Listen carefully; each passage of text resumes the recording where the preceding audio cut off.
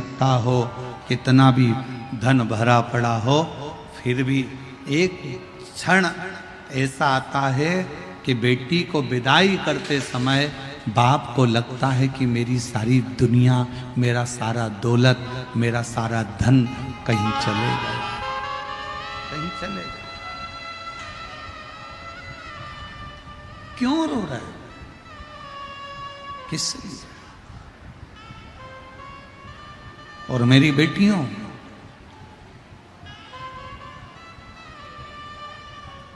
लोग कहते हैं कि बेटा पिंडदान करेगा तो माँ बाप को मोक्ष मिलेगा।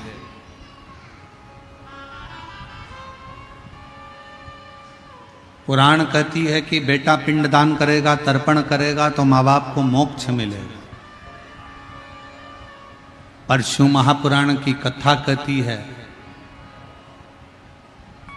बेटा एक कुल को तारता है, बेटी 2 कुल को तारती है।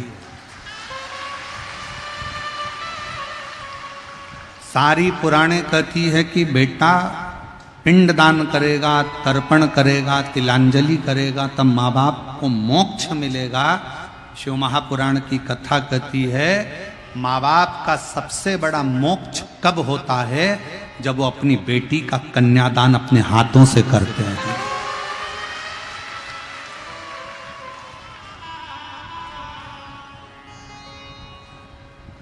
तुम किसी भी कॉलेज में पढ़ो,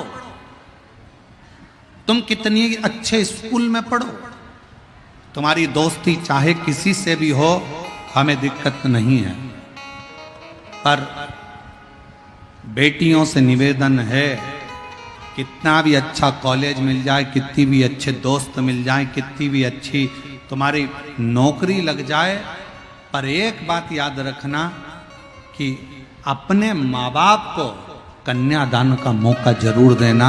किसी एरे गेरे नत्थु केरे के साथ मत चलो।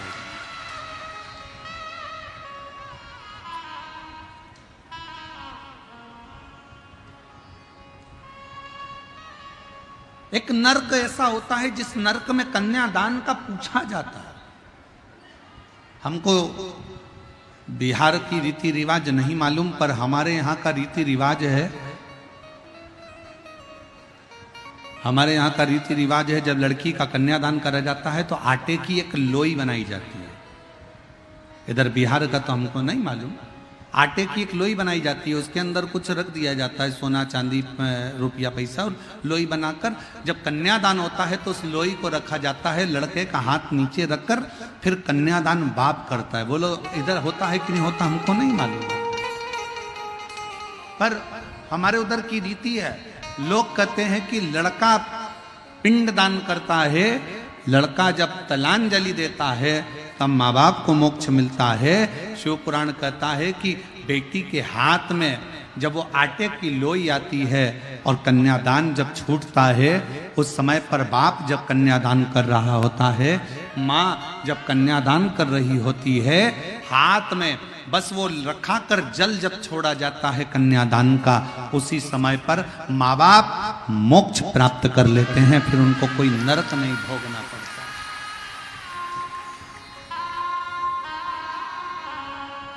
फिर उनको कोई नरक नहीं भोगना पड़ता।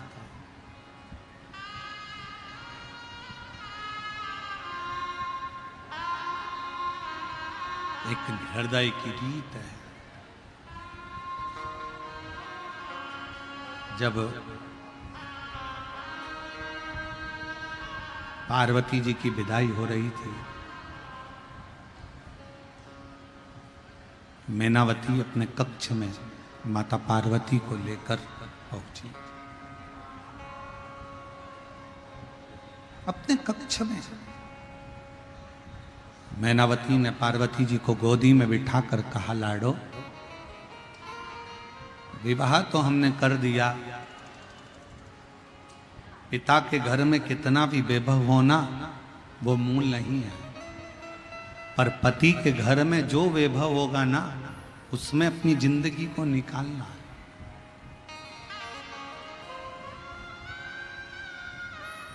एक अच्छे बेटे की परीक्षा कब होती है? जब उसकी पत्नी आ जाती है, शादी हो जाती है तब बेटे की सही परीक्षा होती है। बेटी की सही परीक्षा कब होती है? जब वो युवान हो जाती है, जवानी अवस्था में आ जाती है, और उस समय पर बेटी की परीक्षा होती है कि ये माँ बाप के अनुसार चल रही है या किसी अन्य लड़के के चक्कर में अपने माँ बाप को ठोकर मारकर जा रही है। बेटे की परीक्षा होती है जब उसकी शादी होती है, बहू आ जाती है। बेटी की परीक्षा होती है जब वो जवान होती है, युवान अवस्था में आती है। एक पति की परीक्षा जब होती है, जब पत्नी बीमार पड़ती है और पति उसकी सेवा में लगता है। और पत्नी की परीक्षा तब होती है जब पति के पास कुछ नहीं रहता और वो कदम से कदम मिलाकर अपने पति को धीरज बंधा देती है, तब पत्नी की परीक्षा होती है।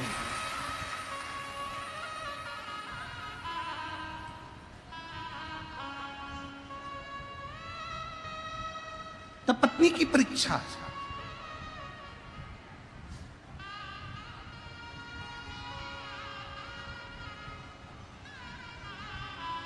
पार्वती जी ने माता को कहा, मां आप चिंता ना करें, मेरे माँ बाप के जो संस्कार हैं वो मेरे सम्मुख में रहेंगे।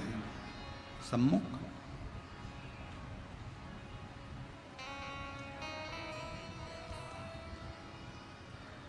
एक पिता के जीवन में कितना दुख होता है।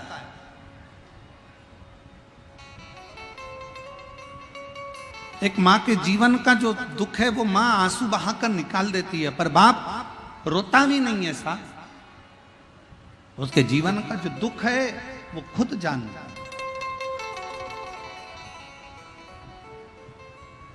वो एक लाइन आती है ना कि वो मैया पे क्या बीत रही, बहना तू ये मैया पे क्या बीत रही, बहना तू ये कलेजे के टुकड़े, कलेजे के टुकड़े को रो रो के भुला, बाबुल का ये घर बहना 2 दिन का ठिकाना। जीवन में कितना दुख एक पिता की जिंदगी में आता है, कितना दुख एक मां के जीवन में होता है। धन की प्रीति नहीं,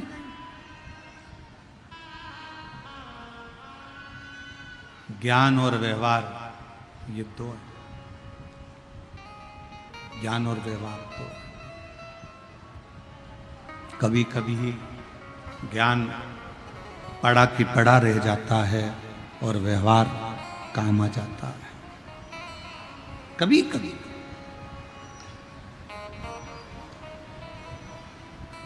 तुम कितने विद्वान हो, तुम्हारी विद्वत्ता तुम्हारे पास में रखिएगा।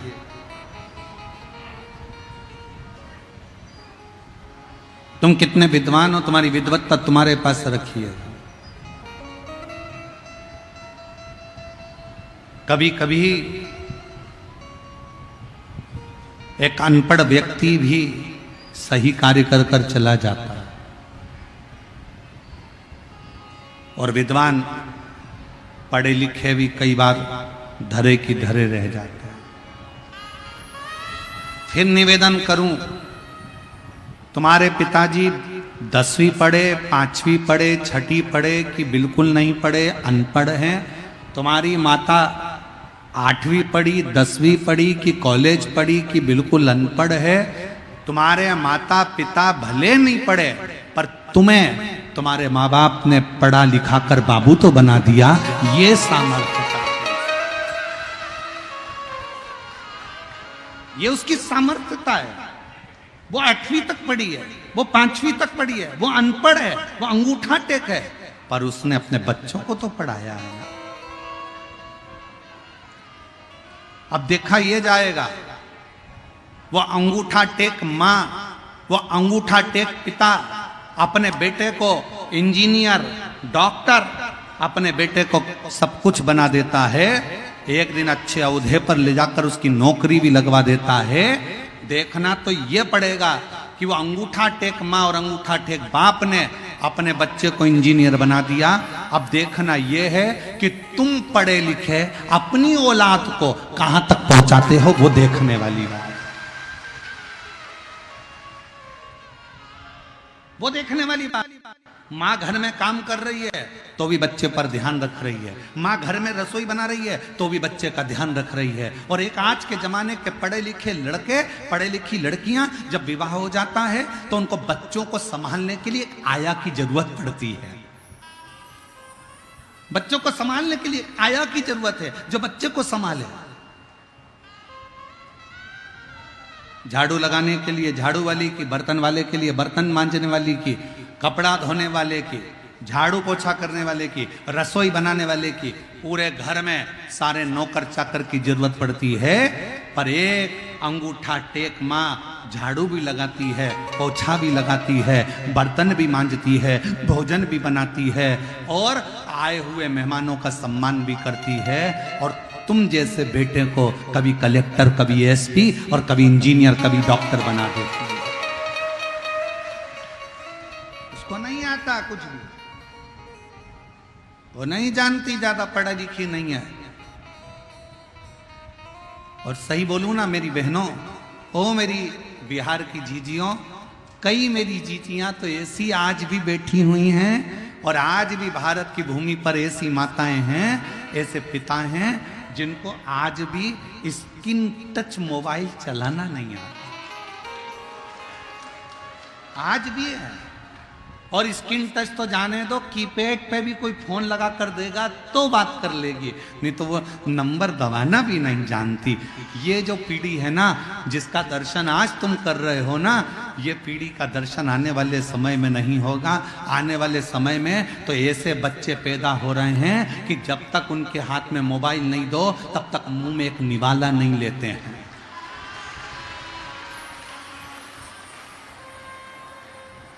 पहले मोबाइल दो, फिर उस पर वो देखेगा एक मोटा हाथी, फिर वो खाएगा। मम्मी उसके आगे पीछे घूमेगी, बेटा खा ले, बेटा खा ले, बेटा खा ले, बेटा खा ले। फिर कई बार बूढ़ी बूढ़ी माताओं के जब छठ पर्व में जब बहुएं आती है ना, मुंबई से, पूना से, पटना से जब बहुएं आती है ना, तो बूढ़ी बूढ़ी बिहार की फिर माताएं कहने में पीछे नहीं हटती। कई बार बिहार की माताएं फिर कह देती है, हमारी भी 4 औलाद थी, हमने पाल पोस के बड़ा कर दिया। खिला देते थे एक बार और खेलने चले जाते थे। और धाए बहू तेरी औलाद से, ऐसी औलाद पैदा करी, उसके पीछे 24 घंटे नाचो, ले बेटा खा ले, ले बेटा खा ले, ले बेटा खा ले, ले बेटा खा ले। लाए ऐसी बहू से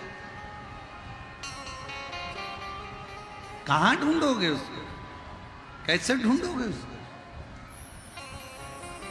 आज भी वो अंगूठा टेक माँ, आज भी वो अंगूठा टेक पिता अपने बच्चों के लिए सब कुछ करना चाहता है, सब कुछ।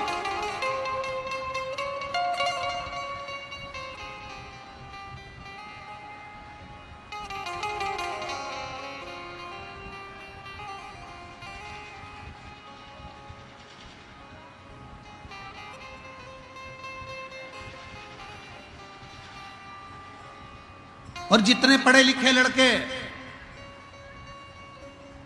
बिहार से गए हुए, जितने बेटा बेटियां, तुम चाहे मुंबई रहो, चाहे पुणे रहो, चाहे विदेश में रहो, चाहे देश में रहो, जहां तुम्हारी मर्जी पड़े, जहां बिहार के ये बच्चे अपनी पत्नी और अपने बच्चों के साथ रह रहे हैं, मैं उनसे निवेदन करूंगा, आप भले वहां तुम्हारा बंगला बनाओ, चाहे कोठी बनाओ, पर तुम्हारे बूढ़े माँ बाप जिस गांव में रहते हैं ना, एक बार साल में 2 बार अपने माँ बाप के पास आकर पूछा करो, बाबूजी कोई चीज की जरूरत हो तो मैं बनवा देता हूं।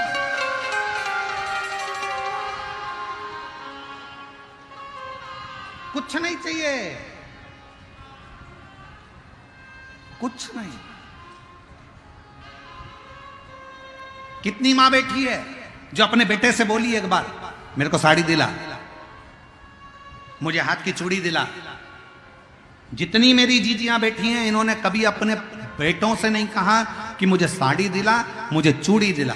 पति से जरूर बोली पर अपने बेटों से नहीं बोली। और उल्टा बेटों को जरूरत पड़ी तो मां ने अपनी अलमारी खोलकर निकाल कर दे दिया, पर मां ने कभी अपने बच्चों से नहीं कहा कि मुझे कुछ दिलाओ, मुझे नहीं चाहिए। एक मां कहती है मेरे पास में सब कुछ है, मेरा पति है मेरे पास में, मेरी दौलत है मेरे पास में, और मेरा ये परिवार मेरे पास में है, तो मैं क्या करूंगी इस संपदा का? क्या करूं? संपदा का क्या करना है मुझे?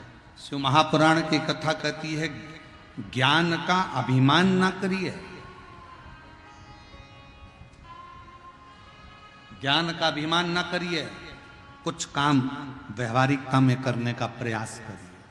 तुम्हारे पापा नहीं पढ़े लिखे, अपना ज्ञान अपने पास में रखिए। तुम्हारी मम्मी नहीं पढ़ी लिखी, अपना ज्ञान अपने पास में रखिए। तुम्हारे घर के बुजुर्ग नहीं पढ़े लिखे, अपना ज्ञान अपने पास में रखिए। कभी कभी अगर माँ बाप के पास में आकर बैठो, बुजुर्गों के पास में आकर बैठो, तो ज्ञान की चर्चा नहीं, व्यवहारिकता की चर्चा होना चाहिए। मम्मी आपके हाथ का भोजन अच्छा लगता है, पापा आप थोड़ा बैठा करो, पापा को माँ को थोड़ा हृदय लगाने का प्रयास करो, थोड़ा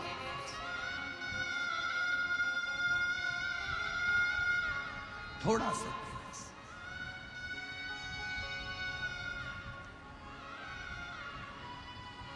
आज का जमाना बड़ा प्रोफेशनल हो गया है। लोग रिश्ते भी केवल तब तक निभाते हैं जब तक उनको तुम्हारी जरूरत पड़ती है, उसके बाद लोग रिश्ता निभाना भी बंद कर देते हैं। आज का जमाना प्रोफेशनल हो गया। जरूरत है तो रिश्ता है, जरूरत खत्म और रिश्ता खत्म।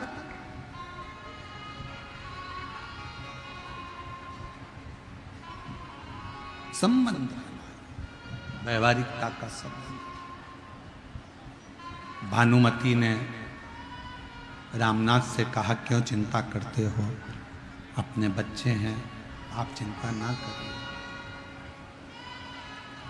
आप टेंशन मत लो, आप चिंता मत करो। ये अपने बच्चे हैं, भोजन मिला तो ठीक है, नहीं मिला तो ठीक है।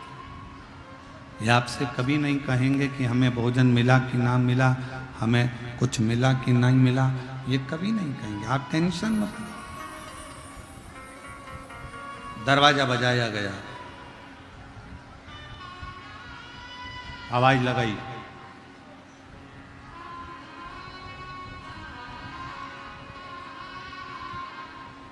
कौन है दरवाजे पर? गांव के लोग आकर खड़े होकर कहते हैं कल शिवरात्रि है। पूरे गांव के लोगों के घर से एक एक लोटा दूध आएगा, सबको शंकर भगवान पर चढ़ाना है।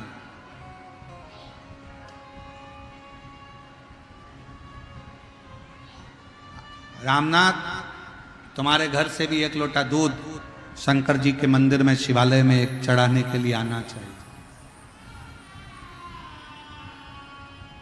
अब गांव के पटेल खड़े हो, गांव का सरपंच खड़ा हो, गांव का कोई विद्वान खड़ा हो, तो उनको पलटकर ये थोड़ी ना कहा जाता कि मेरे पास में कुछ नहीं है। ठीक है साहब, चढ़ाओ जरूर।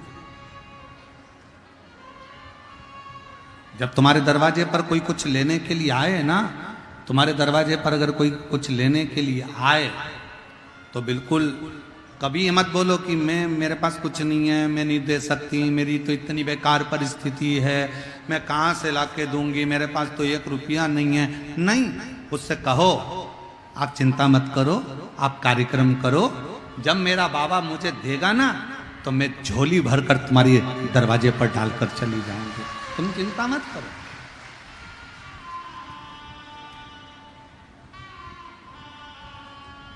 क्यों टेंशन लेना, क्यों चिंता करना? इस बात की चिंता करते हो। आप परेशान मत हो। दरवाजा बजाया गया, गांव के लोगों ने आकर कहा कि रामनाथ, रामनाथ, कल शिवरात्रि है और सबके घर से 1 लोटा दूध आएगा। शंकर भगवान को सब अपने अपने घर से लाकर चढ़ाना है, शिवरात्रि का त्योहार मनाना है, शिवरात्रि का त्योहार मनाना। रामनाथ ने कहा ठीक है प्रभु। सब चले गए गांव के लोग। पत्नी और पति को रात भर नींद नहीं आ रही, पूरी रात हो गई, चिंता में पड़े पड़े, टेंशन में पड़े पड़े, पूरी रात हो गई, पूरी रात। बच्चे सो रहे हैं। पति ने, रामनाथ ने अपनी पत्नी से कहा कि बच्चे 2 दिन के भूखे हैं, उनको भोजन नहीं मिला तो दूध कहां से लाऊंगा।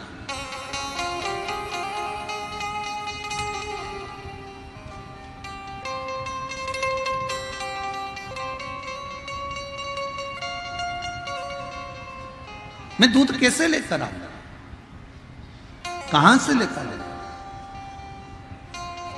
पत्नी कहती है क्यों चिंता करते हो, 2 दिन भूखे रहे ना, कल भी भूखे रहेंगे, शिवरात्रि का व्रत हो जाएगा। क्यों चिंता करते हो, शिवरात्रि का व्रत हो जाएगा। दूध नहीं मिलेगा तो जल ही चढ़ा देंगे।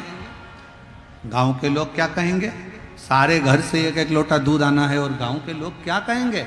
पत्नी कहती आप चिंता मत करो, आप अपना विश्राम करो। ये धर्म पत्नी होती है।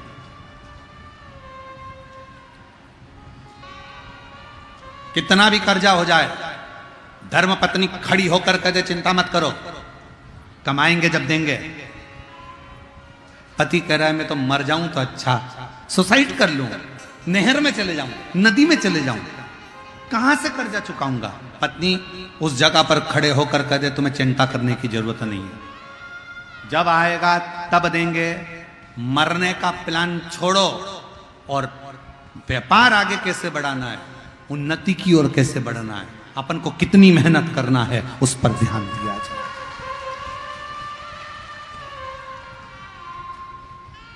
उस पर ध्यान दिया जाए। पर हम लोग बहुत बड़ी गलती कर देते हैं। जब हम कर्जे में डूब जाते हैं, जब दुख में डूब जाते हैं, जब बहुत तकलीफ में आ जाते हैं, तो कहीं हाथ दिखाने के लिए जाते हैं, कहीं पत्रिका दिखाने के लिए जाते हैं, कहीं कुछ दिखाने के लिए जाते हैं, कहीं अपना भाग्य दिखाने के लिए जाते हैं। कहीं मत जाओ। जब दुख की घड़ी हो, अपने परिश्रम को, अपनी मेहनत को 4 गुना बढ़ाओ। इतनी मेहनत, इतना परिश्रम करो, इतनी मेहनत करो।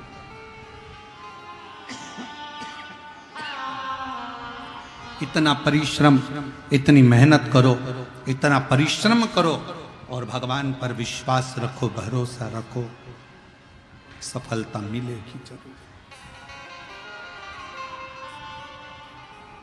भटक रहे हैं, भटक रहे हैं। और लोगों ने क्या कहा, किसी के यहाँ पूछने गए साहब हमारे यहाँ इतना तकलीफ क्यों है, तो कह दिया तुम्हारी पड़ोसन ने, तुम्हारे रिश्तेदार ने तुम्हारे ऊपर कुछ कर दिया, इसलिए तुम दुखी हो। तो उससे कहो इसको सही कर दो। जो पड़ोसन ने हमारे ऊपर करा तुम पड़ोसन पे कर दो, करो तो सही। भाई संसार में किसी की सामर्थ्यता नहीं है कि कोई किसी के ऊपर टोना कर दे। किसी की सामर्थ्यता नहीं है। अगर टोना करने वाले होते तो बड़ी बड़ी फैक्ट्रियों वालों पर करते हैं। तुम्हारी छोटी सी पान की दुकान पर कोई टोना नहीं करता, जिसमें 10 रुपए की कमाई होती हो, 20 रुपए की कमाई होती हो, उसमें क्या टोना करेगा कोई। ये हमारे भाग्य का खेल है, ये हमारी किस्मत का खेल है। हम परिश्रम से थोड़ा सा डाउन हुए, इसलिए डाउन पर चले गए।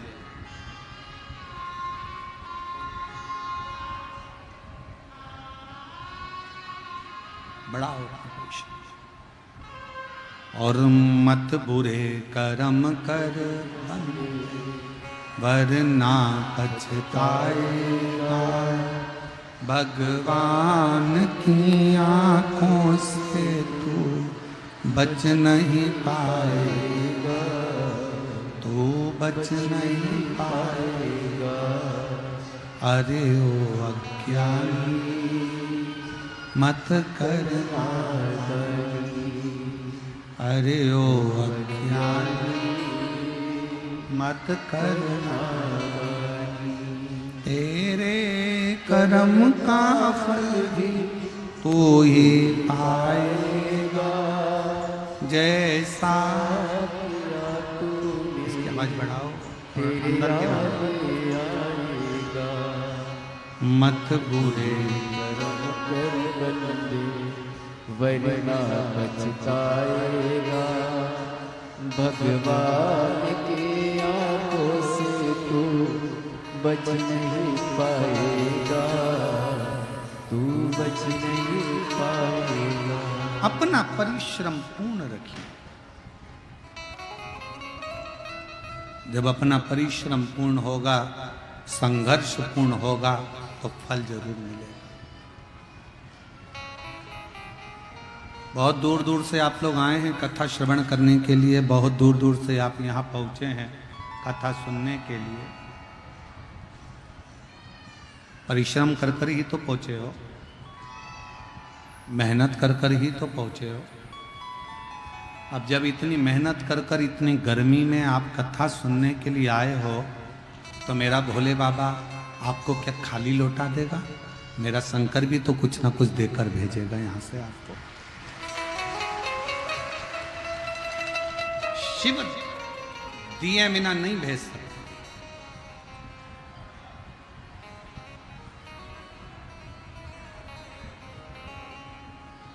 शंकर दिए बिना नहीं भेज सकते। एक पत्र अच्छा है, देखिए।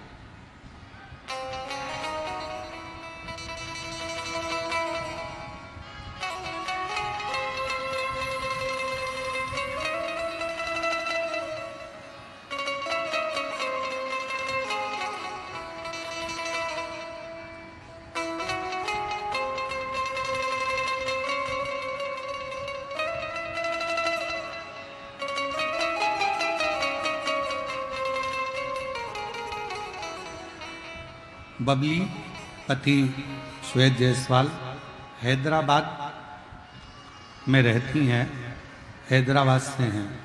कहीं बैठी हों तो हाथ हिला सकती हैं। बबली पति श्वेत जायसवाल आप ही हैं? आ जाइए। हैदराबाद से। एक लोटे जल का मैं क्या वर्णन करूं गुरुदेव। मेरी बेटी के नई जिंदगी दी है भोले बाबा ने।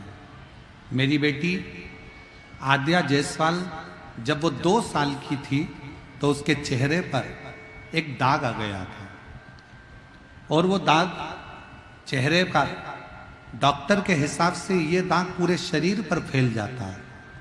और दाग आया। अब मैं करूं तो करूं क्या?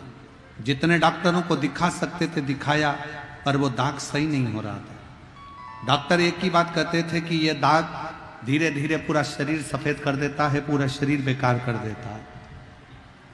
मेरी मम्मी जो आपकी कथा सुनती हैं, उन्होंने मुझे आपकी कथा के बारे में बताया, और रोज शिवालय जाकर 1 लोटा जल चढ़ाती, कुछ उपाय करने को कहा, मैंने वो करा। रोज शिवालय जाने लगी, लेकिन उपाय नहीं कर पाई। हैदराबाद में उसकी सुविधा नहीं थी। फिर अचानक किसी कारण मेरा पति का मेरे को मायके जाने का मौका मिला, और वहां पर हमने ये उपाय किया। पूर्णिमा की रात्रि को गाय का, आपने कहा था कि बछड़ा जब दूध पिए, दूध बछड़े के मुख पर आ जाए, उस फेन को चम्मच में निकाल लो, और जहां सफेद दाग हो गया है या शरीर पर दाग हो गया है, वहां उस दूध को पूर्णिमा की रात्रि को लगाओ।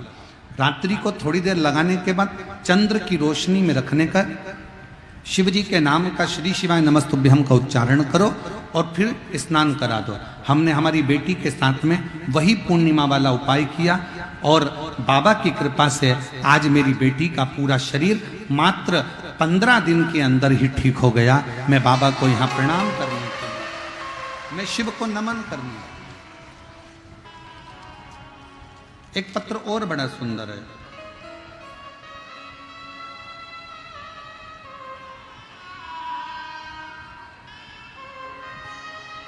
सुनीता देवी, पति नरेश कुमार साहू, ग्राम राटन, पोस्ट बगरस, थाना बखरी, जिला बेगूसराय, बिहार की रहने वाली हूँ।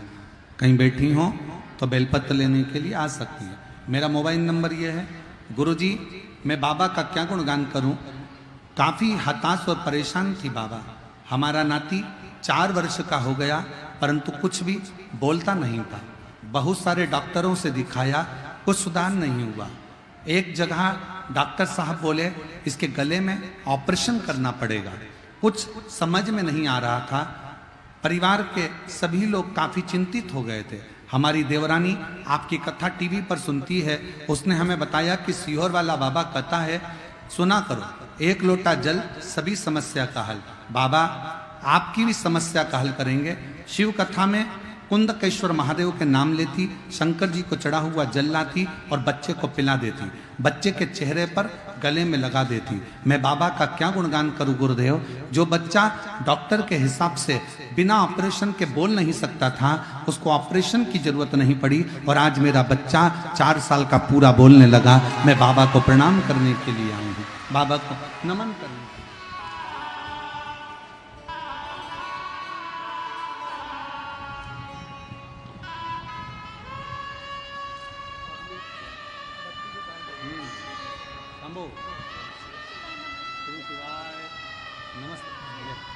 प्रणाम करो बाबा। बेटी के चेहरे पर दाग आ गया था और डॉक्टर के हिसाब से वो पूरे शरीर पर फैलता जा रहा था, पर शिव कृपा से बेटी ने आकर पूर्ण तरह से शंकर पर समर्पित होकर आज पूरे शरीर का दाग समाप्त हो गया। एक बार जोरदार ताली बजाकर स्वागत।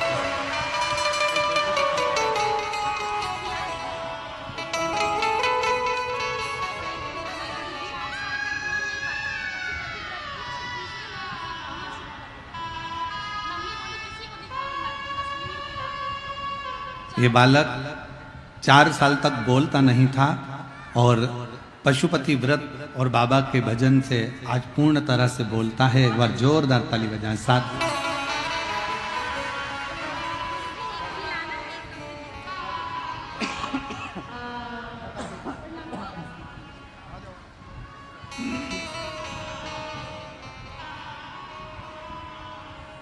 और लुटा दिया भंडार काशी वाले ने, कर दिया माला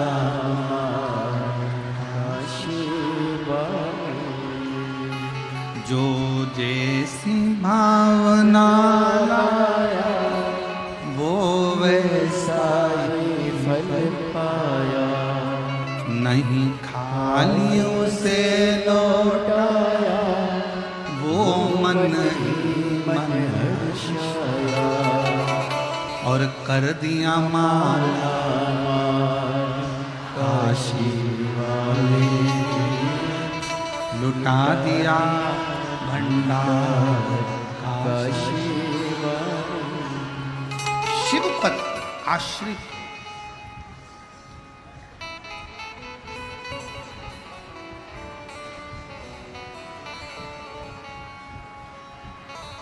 लोग कहते हैं गुरुजी समस्या बहुत बड़ी है। हमने पूछा कितनी बड़ी है? कि बहुत बड़ी है। फिर पूछा कितनी बड़ी समस्या है? बहुत बड़ी है। हमने पूछा कितने साल की है समस्या? कितने साल से? 10 साल, 15 साल, 20 साल, 24 साल, 25 साल, कितने साल?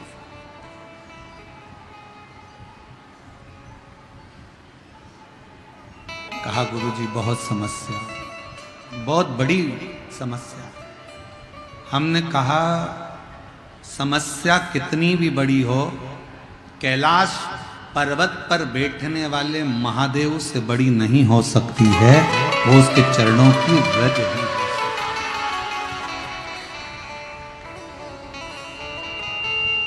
आप विश्वास रखकर अगर देवाधिदेव महादेव को 1 लोटा जल चढ़ा रहे हो तो चिंता ना करिए।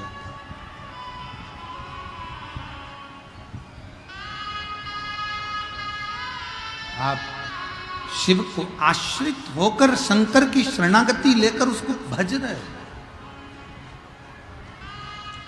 क्या सोचना, क्या विचार करना।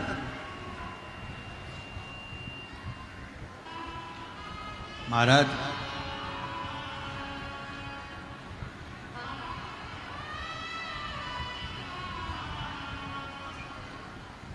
शंकर भगवान के मंदिर में जब जाओ तो पूर्ण भरोसे के साथ, और शंकर की कथा में आओ तो पूर्ण भरोसे के साथ। हम आपसे भी कहेंगे, और जो 1 मई से 7 मई जयपुर में विद्याधर नगर स्टेडियम में जो जयपुर की पवित्र भूमि पर कथा होने वाली है, 1 मई से 7 मई दोपहर में 1 बजे से 4 बजे तक, हम जयपुर के भक्तों को, उनके आसपास के भक्तों को भी यही कहेंगे कि जयपुर की कथा में अगर आप आओ तो बाबा के विश्वास के साथ आना कि मैं 7 दिन में कुछ ना कुछ लेकर मेरे बाबा के दरवाजे से जाऊं। तो आओ, वरना मत आओ। आप आपका घर भरा, अब भरा।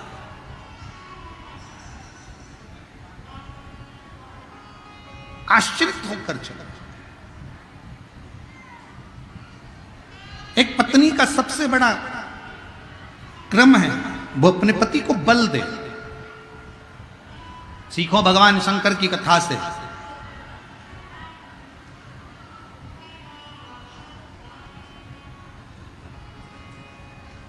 महिषासुर को मारना था,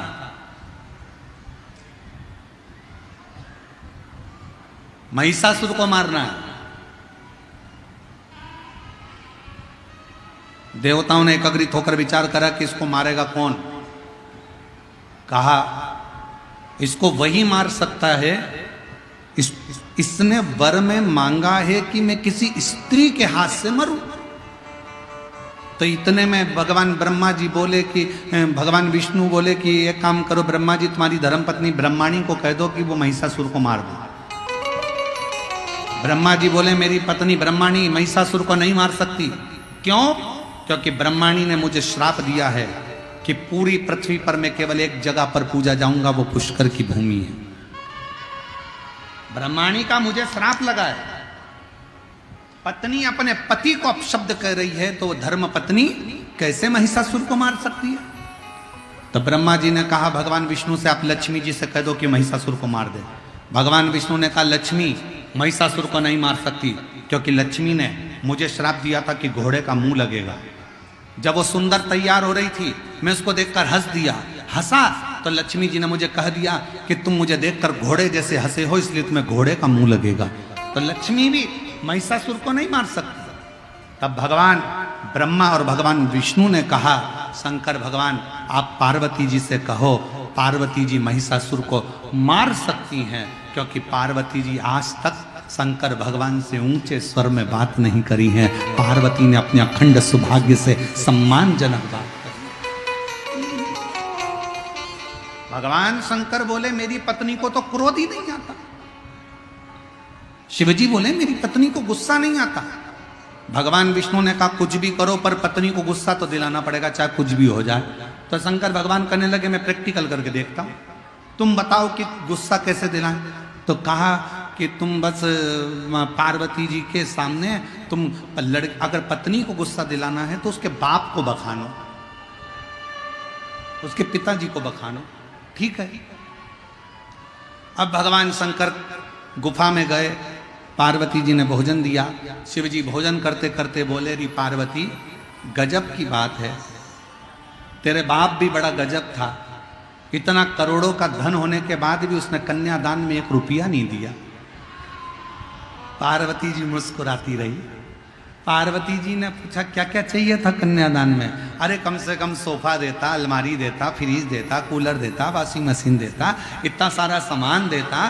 तो इतने में पार्वती जी बोली मेरा बाप तो सब कुछ दे देता, तुम रखते कहाँ कैलाश में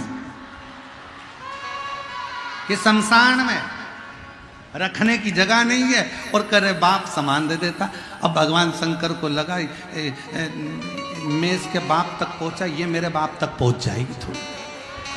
तो भगवान शिव ने सोचा मैं ये बात तो खत्म करूं। फिर भगवान ने बात पलटी और बात पलटकर भगवान शंकर ने कहा, री पार्वती तेरा अगला जन्म हुआ था सती का, तू अपने पिता दक्ष प्रजापति के यहाँ गई थी, तेरे बाप ने तेरा सम्मान नहीं करा, आखिरी में तुझे जलकर भस्म होना पड़ा। इतने में तो पार्वती को आ गया क्रोध, बाहर निकली बर्तन रखने के लिए, सामने था महिषासुर और देखकर हंस दिया। इतने में तो जगदम्बा टूट पड़ी उस महिषासुर के ऊपर। अब क्या सीखे इस कथा में? इस कथा से क्या सीखे तुम? कि झगड़ा किसका हो रहा था? जम के बोलो, पति और पत्नी का। बीच में कौन आ गया? महिषासुर। तो मेरा निवेदन है, जब भी पति पत्नी झगड़ा करे, आपस में लड़े, सास और ससुर से निवेदन है, तुम बीच में कभी मत आओ।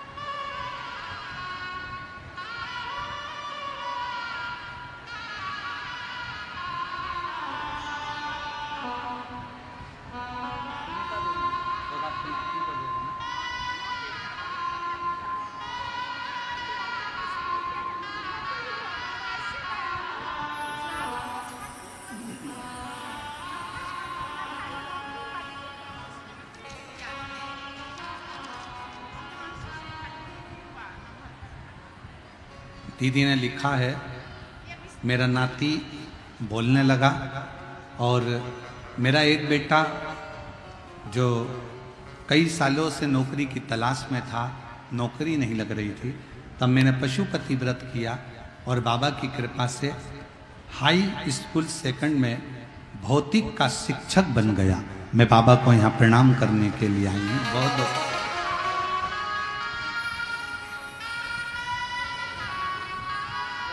शिव कथा कर रही।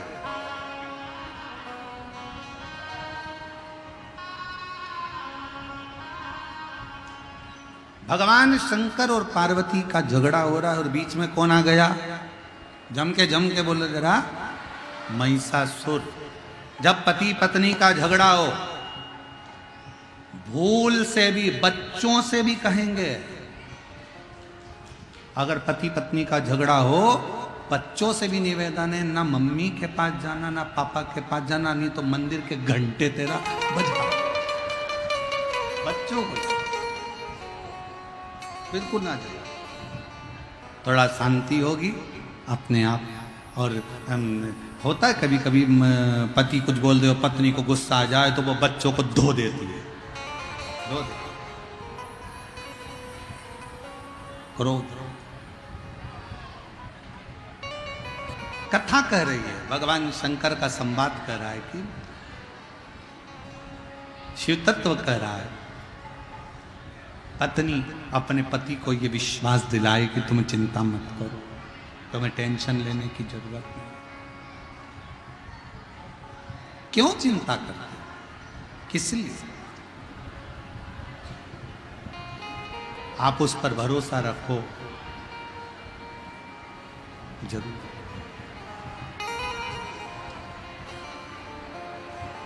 आप उस पर विश्वास रखो, और जब आप उस पर भरोसा रखोगे तो शिव तत्व मिलेगा जरूर। एक बहन है जो कथा में आई है और घर से संकल्प लेकर निकली थी कि मैं कथा श्रवण करने के लिए जाऊंगी।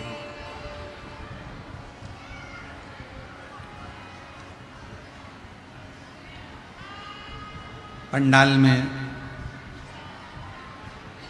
3 दिन हो गए, उसको जगह नहीं मिली कहीं बैठने के लिए, तो कहीं बाहर रोड पर बैठी रहती है और उसकी एक ही ललकता है कि किसी भी तरह से एक बार गुरु जी को देख लूं और व्यासपीठ को नमन कर लूं। महाराज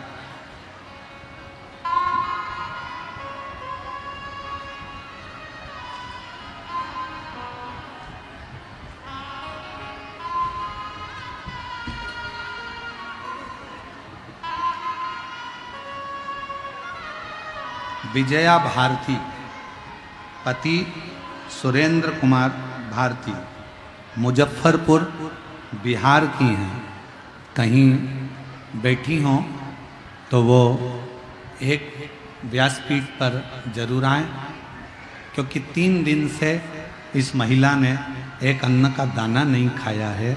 जब तक शिव का दर्शन ना कर लूं तब तक कुछ पाऊं ना। इसलिए मेरा निवेदन है, जहां बैठी हैं वो जरूर आए और बाबा की अविरल भक्ति को हम तो कहेंगे। हमने बच्चों से कहा था उनको आगे ला के बिठा देना, क्योंकि इतने दिन से वो नियम लेकर आई हैं। अच्छा, उधर बैठी हैं। हम बच्चों से कहा था कि उनको पंडाल में ले जाकर बिठा दे।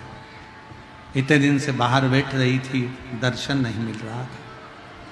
दर्शन, शिव कथा कर रही है, एक विश्वास कर रहा है। महाराज, तुम जहां जाओ वहां शिव तत्व आपके नजदीक है, आपके नजदीक। और मेरे भोले तेरा सहारा है, मेरे भोले तेरा सहारा है, मेरी नैया का तो किनारा है, मेरी नैया का तो किनारा, मेरे बाबा तुझे पुकारा है, मेरे बाबा तुझे पुकारा है, मेरी नैया का तू किनारा, मेरी नैया का तू किनारा। शिव को भजो वाहे, और होके नंदी पे सवार, सुन के भगतों की पुकार, श्री नगरी से मेरे भोलेनाथ सब दुख काटो, ओ भोला सब दुख काटो। शिव शंकर जपूं तेरी माला, भोले बाबा जपूं तेरी माला, भोला सब दुख काटो, ओ भोला सब दुख काटो। वेश मंगल वेश मंगल शमशान वासी हमारा, शमशान वासी हमारा, ओ भोला सब दुख काटो, ओ भोला सब दुख काटो।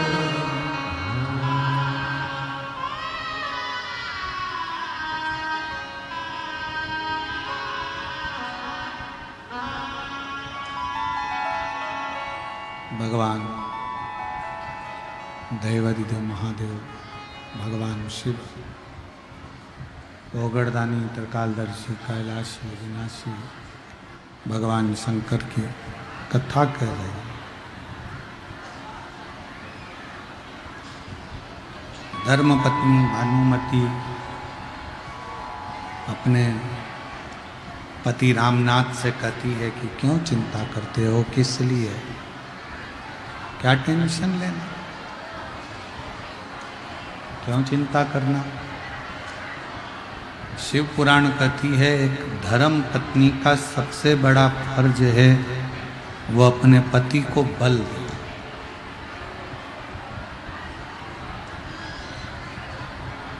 दुख मान लो अगर जीवन में आकर खड़ा भी हो जाता है तो उसमें एक नारी, एक स्त्री शक्ति दे सकती है।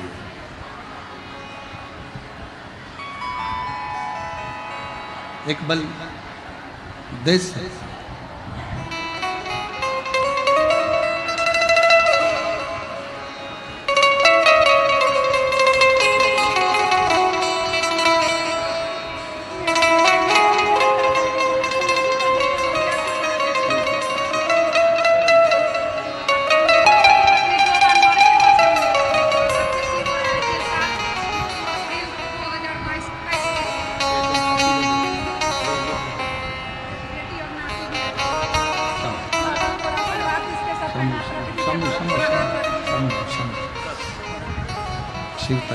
शंभु शंभु शंभु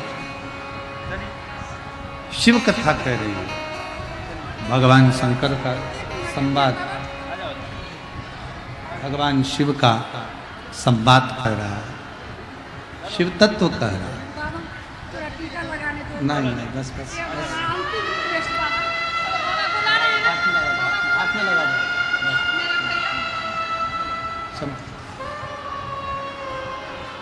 शिव तत्व कह रहा है।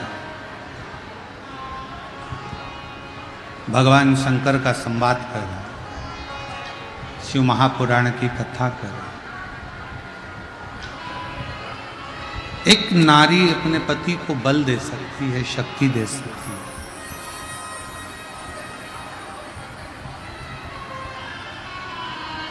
और वो शक्ति स्वयं जगत जननी जगदम्बा अम्बा माँ दुर्गा भवानी भगवान शिव को भी देती है। ऐसा नहीं कि केवल एक आप ही ऐसी स्त्री हो जो अपने पति को बल दे सकती हो। माँ दुर्गा भवानी भी अपने पति भगवान शिव को बल देती हैं। माँ लक्ष्मी नारायण को बल देती हैं। ब्रह्माणी ब्रह्मा को बल देती हैं। झारखंड में जब आप गुमला में झारखंड की जब कथा सुनेंगे 11 मई से 17 मई तक की, तो उस कथा में आप स्मरण करेंगे कि भगवान शंकर की जो बेटियां हैं, उन शिवजी की बेटियों के जीवन में कितना कितना कष्ट आया और उन बेटियों ने अपने पति का साथ देकर शिव की कृपा से, शंकर की करुणा से अपने जीवन के सारे दुखों को समाप्त कर।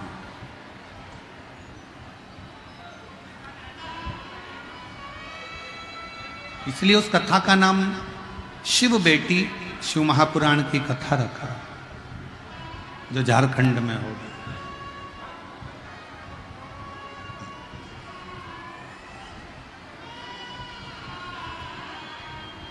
भानुमति ने कहा चिंता मत करो, छोड़ो शिव, विश्राम करो। सुबह उठे,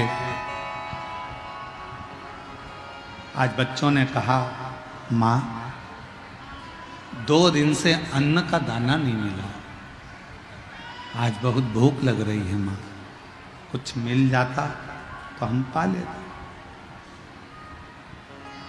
माँ ने कहा बेटा आज तो शिवरात्रि है और आज तो भोजन अपन करते ही नहीं है, आज तो व्रत है।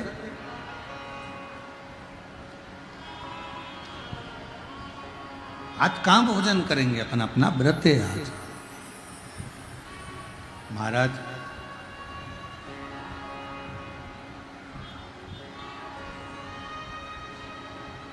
चारों बच्चे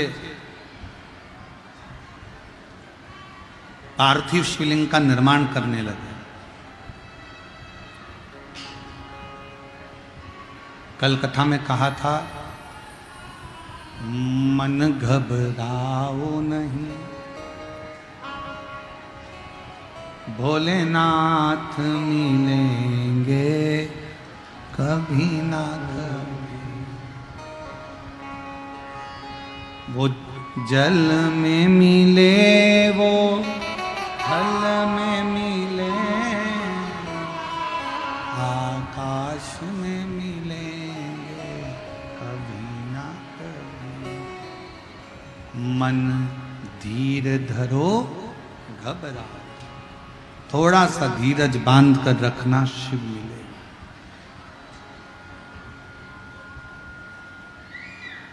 कष्ट है जीवन में, हारना नहीं है। संघर्ष है जीवन में, हारना नहीं है। मिलेगा शिव। 4 बच्चे मट्टी उठाकर लाए बगीचे में से, पार्थिव शिवलिंग का निर्माण करा है बच्चों ने।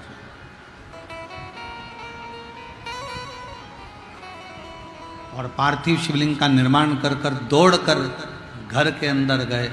मां से कहा, मां देखो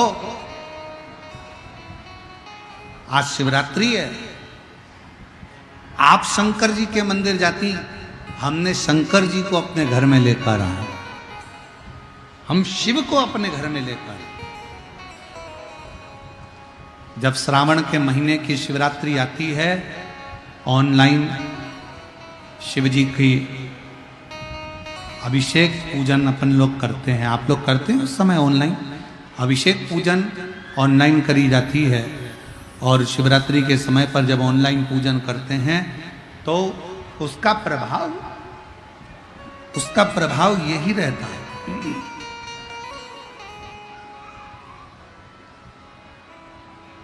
कि साल में कम से कम एक दिन पूरा विश्व, पूरा देश विदेश में जहां पर सनातनी रहते हैं, वो कम से कम एक दिन श्रावण की शिवरात्रि के समय पर जब हम ऑनलाइन पूजन करें तो तुम्हारे मन में यह भाव होना चाहिए कि भगवान शंकर कहीं भी हों, उस दिन हमारे घर में प्रवेश कर रहे हैं। उस दिन शिव हमारा दुख हरने के लिए, शंकर हमारा कष्ट हरने के लिए वहां आ रहे हैं। भगवान शिव आ रहे, ये अपने भीतर एक भाव प्रकट करो। एक पत्र है, अच्छा है, देखिए।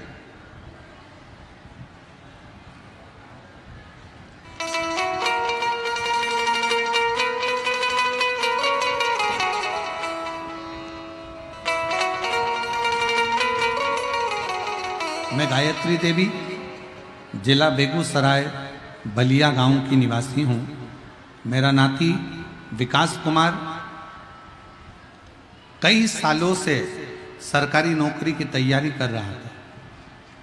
मैंने उससे एक बार बस कहा, तो हिम्मत मत हार और शिव जी के मंदिर में जाना प्रारंभ कर, शंकर जी को जल चढ़ाना प्रारंभ कर।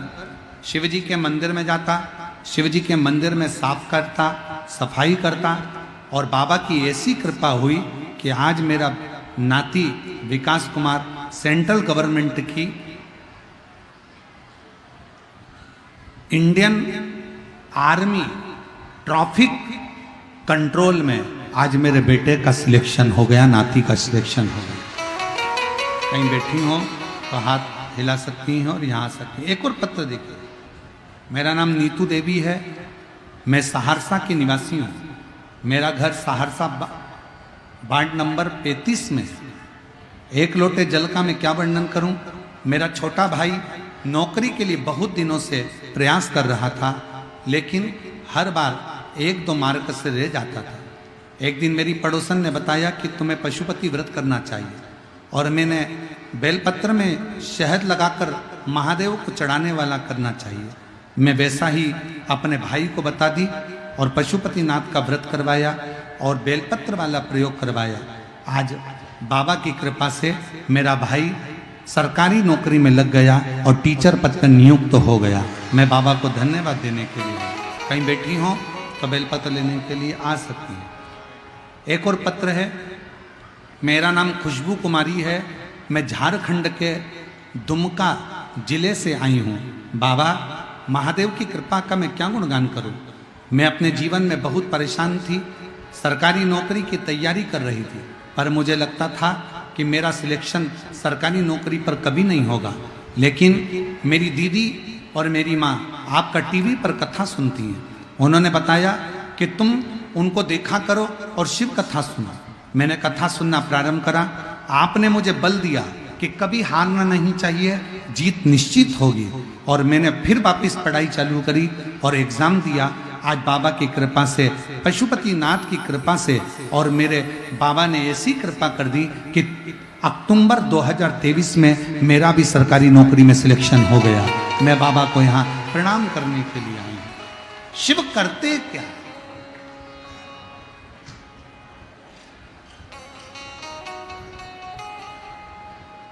फिर निवेदन है, जो जैसी भावना लाया वो ऐसा ही फल पाया। आप जिस भावना से आए, आप जिस भाव से आए और जिस विश्वास के साथ, जिस दृढ़ता के साथ आप कथा सुनने के लिए बैठे हो, जिस समय पर श्री शिवाय नमस्तुभ्यम बोला जाता है, बाबा सब दुख काटो मेरे बोला जाता है, उसके बाद 2 क्षण के लिए मौन जब आप और हम होते हैं, तब उस समय पर बाबा से अपने मन की बात करा करो, अपने दिल की बात करा करो और बाबा को अपना भाव शिव जी को कहा करो।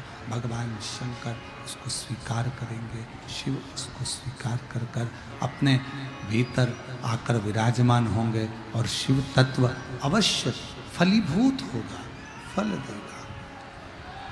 वो देता है, उसको स्वीकार करो, वो देगा। और तेरा ही दिया मैंने खाया पिया, तेरा शुक्रिया, तेरा शुक्रिया। माँ, आज हमने शंकर भगवान को अपने घर पर लेकर आए।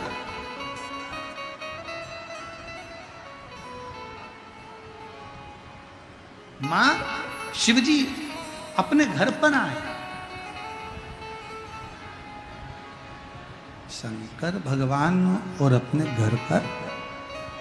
भानुमति को ये स्मरण नहीं हुआ। भानुमति ने मन में सोचा कि ये कैसे हो सकता है कि शंकर अपने घर पर आ जाए, शिव अपने घर पर आ जाए, ये कैसे हो सकता है।